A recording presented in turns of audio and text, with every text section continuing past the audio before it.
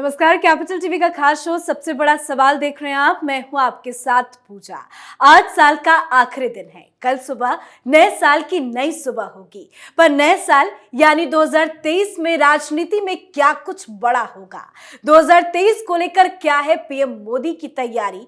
क्योंकि मोदी सरकार प्लानिंग के तहत कार्य करती है। हर साल पीएम मोदी कुछ ऐसे बड़े फैसले जरूर लेते हैं जिससे देश की राजनीति बदल जाती है। और वैसे भी राजनीति में इतिहास रचने में माहिर है पीएम मोदी। और 2024 में लोकसभा चुनाव भी है, तो 2024 से पहले यानी 2023 में पीएम मोदी क्या क्या बड़े फैसले लेने जा रहे हैं जिसका सीधा असर 2024 के चुनाव में होगा। आज इसी पर चर्चा करेंगे। बातचीत के लिए मेरे साथ स्टूडियो में मौजूद हैं कैपिटल टीवी के editor in chief doctor Manish Kumar. Doctor साहब, बहुत बहुत स्वागत है आपका। धन्यवाद। आज साल का आखिरी दिन है। पीएम मोदी हर साल कुछ बड़े फैसले लेते हैं, क्या कुछ बड़े फैसले लेने जा रहे हैं 2023 में? देखिए, जहां तक मैं देख पा रहा हूं 2023 बहुत ही राजनीति की दृष्टि से वोलाटाइल ईयर होने वाला है जी। मतलब बहुत सारे प्रोटेस्ट, हर चीज में दिक्कत, हर चीज पे आंदोलन, बहुत सारी चीजें होंगी। और प्रधानमंत्री मोदी और अमित शाह को एक एक कदम जो है फूक फूक के रखना पड़ेगा। अगर वो क्यों मैं कह रहा हूं वो समझ लीजिए। प्रधानमंत्री मोदी की सरकार को लोग एक बाहुबली सरकार के रूप में पसंद करते हैं। ये लुंज पुंज की सरकार प्रधानमंत्री के नेतृत्व में और होम मिनिस्टर अमित शाह के अंदर वो देखना नहीं चाहते हैं। जैसे यूपी के अंदर योगी आदित्यनाथ की सरकार लुंज पुंज तरीके से नहीं, लोग उसी रूप में पसंद करते हैं। तो वो एक अलग मसला है। लेकिन 4-5 काम जो प्रधानमंत्री की लिस्ट में है, 2 ऐसे काम जो सुप्रीम कोर्ट के आदेश से होगा, एक ऐसा काम जिसमें सीधे सीधे सुप्रीम कोर्ट से युद्ध होगा, और 2 ऐसा काम जो पार्लियामेंट के अंदर होगा। मतलब 5 चीजें। क्या क्या है वो? सबसे पहली चीज जैसा मैंने कहा, पहले डील करते हैं वो 2 काम जो सुप्रीम कोर्ट के आदेश से होगा। पहला काम यूसीसी, यूनिफॉर्म सिविल कोड 2023 में आना ही आना है। वो इसलिए क्योंकि ऑलरेडी केसेस की सुनवाई हो रही है सुप्रीम कोर्ट के अंदर, और सुप्रीम कोर्ट ने बड़े ही सख्त लहजे में केंद्र सरकार को, मोदी सरकार से ये कहा था कि भाई आप क्या कर रहे हो, उसके ऊपर जरा बताओ। आर्टिकल 44 ये कह रहा है कि भाई देश के अंदर में एक कानून होना चाहिए। आपकी सरकार मुस्लिम महिलाओं के आजादी के लिए, उनके लिबरेशन के लिए आप क्या करने जा रहे हैं? और पार्लियामेंट की तरफ से, सरकार की तरफ से ऑलरेडी एक एफिडेविट सुप्रीम कोर्ट में पहुंच चुका है कि हम एक कानून लेकर के आएंगे, हम इस पे कुछ करेंगे, और ऑलरेडी चर्चा इसके ऊपर शुरू हो चुकी है। मतलब यूनिफॉर्म सिविल कोड, और जैसे ही ये राजनीतिक दृष्टि से एक बहुत बड़ा विस्फोटक, अभी बिना लागू के इतना बवाल हो रहा है, आगे क्या होगा? नाम सुनते ही कुछ लोगों के कान बजने लगते हैं, पागल की तरह बयान आने शुरू हो जाता है। अभी मैं सुना कि कोई आज कल जो है वो कोई रसीदी कोई है मौलाना, पता नहीं कौन है ये, वो टेलीविजन वाले बंदर बना करके उसको बिठा करके जो है वो बकवास करवाते हैं। तो उसने किसी टीवी प्रोग्राम में कह दिया कि भाई हमने तो माफ़ कर दिया, हम नहीं कुछ कर सके, लेकिन 100 साल के बाद जो है फिर से जो राम मंदिर बन रहा है अयोध्या के अंदर, उसको तोड़ के वहाँ पे वापस हम मस्जिद बनाएंगे। ऐसे पागल लोगों को तो जेल में डालना चाहिए। पता नहीं क्यों सरकार जो है इसके ऊपर मेहरबान नज़र आ रही है। तो पहला यूसीसी, किसके आदेश पे? सुप्रीम कोर्ट के आदेश पे। ये एक एलिबाई भी हो जाएगा सरकार के लिए कि भाई हम अपने तरफ से कुछ नहीं कर रहे, सुप्रीम कोर्ट का आदेश है। और ये आते ही बवाल मचेगा। जैसे सीए पे लोग आ गए थे सड़कों पे, फिर आएंगे और यहीं पे मोदी सरकार का टेस्ट होगा।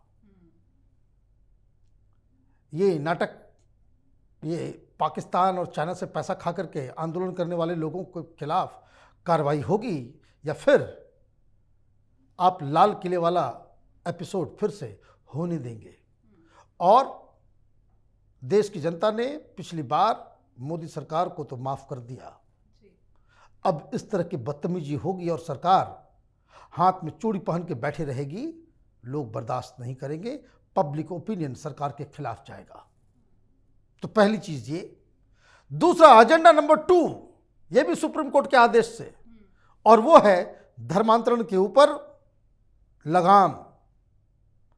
जिस हिसाब से धर्मांतरण हो रहा है, जिस हिसाब से हिंदुस्तान की जो डेमोग्राफी है उसमें चेंजेस लाए जा रहे हैं, ये बहुत आगे चल के नुकसान देने वाला है।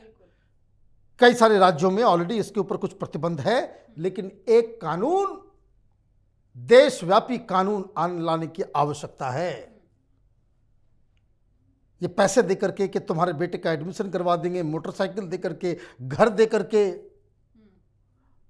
आप जो लोगों को कन्वर्ट कर रहे हो, इसके ऊपर बाकायदा विराम लगाया जाएगा।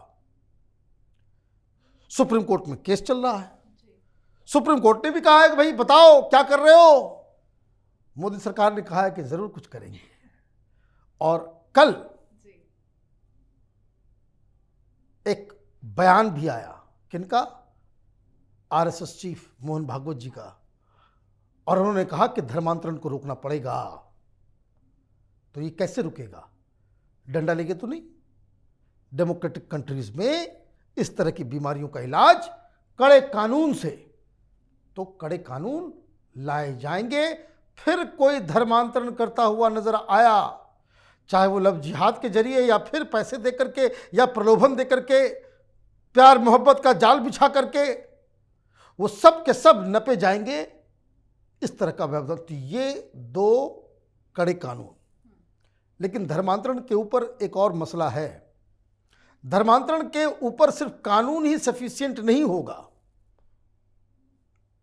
आपको यह भी चेक करना होगा कि विदेश से जो फंड आता है, ये जो धर्मांतरण का जो काम होता है, चाहे वो मुस्लिम मौलाना के जरिए हो या फिर क्रिश्चियन मिशनरीज के जरिए हो, ये धर्मांतरण को ऐसा नहीं कि कोई धार्मिक लोग ये काम करें, धंधा है ये पैसे मिलते हैं इनको धर्मांतरण करने के लिए। तो विदेशी फंडिंग, उसके ऊपर नजर आपने रखना शुरू किया। उसके लिए भी अगर आपने कोई बड़ा कानून बना दिया, खेल खत्म। अभी देखिए पत्थरबाजी हो रही है जम्मू कश्मीर में, नहीं क्यों? पैसा का कनेक्शन आपने काट दिया। पैसा बटेगा नहीं, पैसा मिलेगा नहीं, तो लोग पागल थोड़े ही पत्थर मारेंगे जाकर के। तो ये जो झोला टांग करके जो धर्मांतरण के लिए घूमते रहते हैं, ये पादरी, ये मौलाना, ये चंगई सभा जो होता रहता है, ये तो माल के लिए होता है। कानून ऐसा लाना पड़ेगा। ये चंगई सभा वगैरह करते जो कि लंगड़े को जो है बना दिया आपने, ये ठीक कर दिया, ये सबको पकड़ पकड़ के जेल में डालने वाला ऐसा कानून बनना चाहिए। और ये 2 सबसे टॉप मोस्ट एजेंडा पे है। तो ये दोनों मैंने बताया। सुप्रीम कोर्ट में जो मसला चल रहा है, सुप्रीम कोर्ट के आदेश से ये होगा, क्योंकि जो कुछ करना है मोदी सरकार को 2023 में ही, 2024 में मई में नई सरकार आ जाएगी। मार्च के एंड तक बकायदा मॉडल कोड ऑफ कंडक्ट लागू हो जाएगा, चुनाव की घोषणा हो जाएगी मार्च के अंत तक। प्रिपरेशन के लिए 2 महीना 3 महीना, मतलब चुनाव की दृष्टि से, प्रिपरेशन की दृष्टि से, काम की दृष्टि से दिसंबर 31, 2023 इसके पहले ही ये सारे काम करने पड़ेंगे, जिसके आधार पे आप वोट जाकर के मांग सकेंगे। लेकिन एक पेच है इसमें, इससे वोट तो इम्पैक्ट नहीं होगा, लेकिन सीधे टक्कर युद्ध की घोषणा तो हो चुकी है, और वो है जुडिशरी में रिफॉर्म। सुप्रीम कोर्ट के जजेस, हाई कोर्ट के जजेस कैसे नियुक्त होंगे, उस पर बिल्कुल चल रहा है। कैसे आप अकाउंटेबिलिटी तय करेंगे, किस तरीके से ये जो बर्डन है, जो न्यायिक व्यवस्था है हिंदुस्तान में, वो गरीबों के खिलाफ खड़ा है। न्याय व्यवस्था हिंदुस्तान का गरीब के खिलाफ खड़ा है। अगर आपके पास पैसे नहीं है, इस देश में आपको न्याय नहीं मिल सकता, और आपके पास पैसे हैं तो आप अन्याय भी कर सकते हैं कोर्ट कचहरी के जरिए। इस व्यवस्था को बदलना पड़ेगा, और इस लड़ाई की शुरुआत ऑलरेडी हो चुकी है।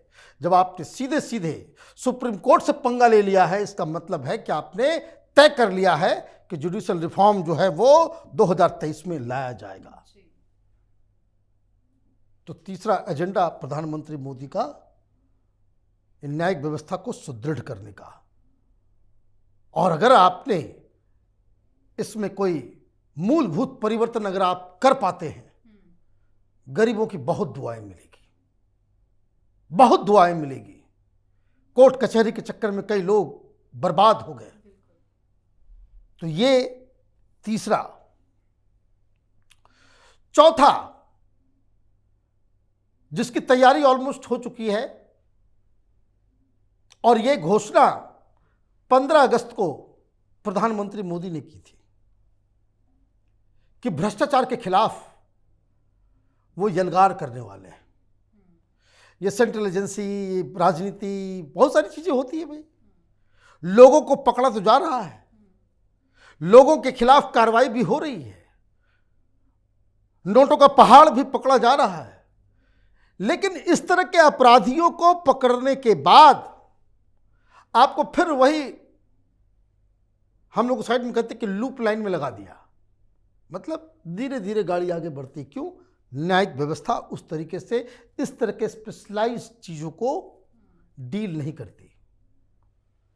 वो तो भला हो कि एमपी एमएलए के लिए अलग कोर्ट हिंदुस्तान में बन गया कि ऐसा केस जिसमें एमपी एमएलए वगैरह जो है इन्वॉल्व है, उसमें जल्दी से जल्दी सुनवाई हो, केस को खत्म किया जाए, उसका प्रावधान तो हो गया। लेकिन भ्रष्टाचार के मसले में सीबीआई, ईडी, इनकम टैक्स, ये केसेस आते हैं, बस पकड़ा ही रहता है, पता नहीं क्या हो रहा है, नहीं हो रहा है। जो ज्यादा शातिर होता है भाग जाता है, देश छोड़ के भाग गया। अब ऐसी स्थिति में अगर आपके पास कानून नहीं है, मैं आपको मैं बोलूंगा, आप आश्चर्य कीजिएगा, सरकारी अधिकारी 100 रुपए की चोरी करे या 100 करोड़ की, धारा एक ही लगनी है। तो ऐसे तो चलेगा नहीं। तो प्रधानमंत्री मोदी ऑलरेडी इसके ऊपर काम कर रहे हैं। कार्रवाई तो हो रही है, छापेमारी भी हो रही है, ड्रग्स को भी पकड़ा जा रहा है, ये हो रहा है, वो हो रहा है, नेताओं के जहां छापेमारी हो रही, जेल भी भेजा जा रहा है। लेकिन उसको किस तरीके से डील किया जाए, उसके लिए कानून नहीं है। पकड़ तो आप लेते हो, लेकिन उसके बाद फिर उनको वही जनरल कानून, जनरल तरीके से जो उस तरह से बाकी केसेस चलते हैं आम लोगों का, वो लंबा खींचता जाता है। लोगों की मेमोरी किस तरह से, अब देखिए लालू यादव, कब 95 की बात है कि भाई वो बकायदा चारा घोटाले में फंस गए, सजा वगैरह कभी तक हुआ कुछ नहीं, पैरोल पे आ जाते हैं, तो कभी ऑपरेशन करने आ जाते हैं, कभी बाहर कभी अंदर। ऐसे नहीं चलेगा। तो ऐसा लगता है कि हर पॉलिटिकल पार्टीज के बीच में साठ गांठ है। तो उसके ऊपर कानून, जो मैंने कहा कि दो चीजें जो कानून के तहत होने वाला है,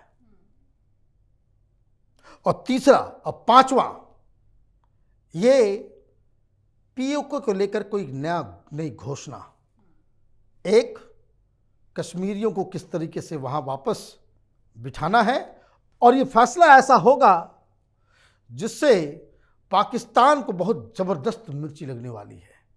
तो ये कुछ बड़े बड़े फैसले मोदी सरकार के एजेंडे में है, जिसे हम लोग 2023 में ट्रैक करने वाले हैं। जी, और उम्मीद करते हैं कि 2023 के आखिरी में हम जब चर्चा करें तो ये उपलब्धियों में गिना जाए। बिल्कुल, बहुत बहुत शुक्रिया बातचीत के लिए। धन्यवाद। तो लोकसभा चुनाव में अभी 2 साल का वक्त बचा है। विपक्षी दल अभी फिलहाल अलग अलग मुद्दों पर बटी हुई है, पर बीजेपी ने 2024 के लिए प्लान बनाना शुरू कर दिया है। अमित शाह ने तो अगले लोकसभा चुनाव में भी पीएम मोदी को प्रधानमंत्री पद का उम्मीदवार घोषित कर दिया है।